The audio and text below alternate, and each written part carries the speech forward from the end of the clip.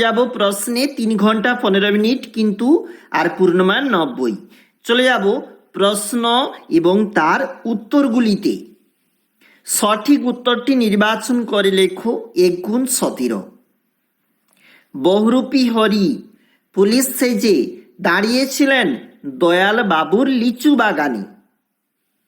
আয় আমি তোর সঙ্গে লড়ব, এ কথাটির বক্তা ইসাব। নদে চাঁদকে পিছিয়া দিয়া চলিয়া গেল যে ট্রেনটি। চলে যাব আমরা পরবর্তী পেজে, আমাদের উত্তর রয়েছে কিন্তু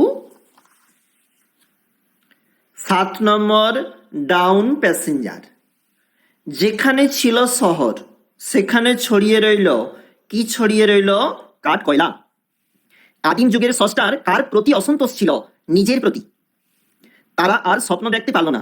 কারা স্বপ্ন দেখতে পারল না? শান্ত হলুদ দেবতারা। পরিভাষার উদ্দেশ্য হলো ভাষার অর্থ সুনির্দিষ্টকরণ।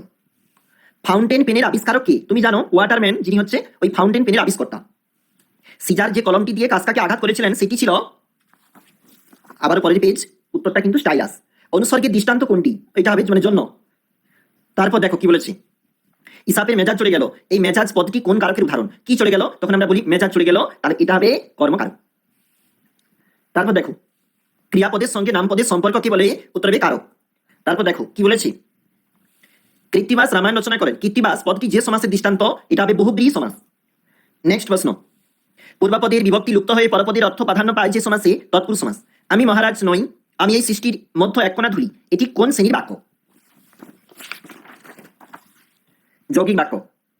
বেড়ালের গলায় ঘণ্টা বাঁধবে কি? অর্থগত দিক থেকে এটি প্রশ্নবাচক বাক্য। নদীর বিদ্রোহের কারণ সে বুঝিতে পারিয়েছে, এটি কোন বাচ্যের উদাহরণ? ভাববাচ্য।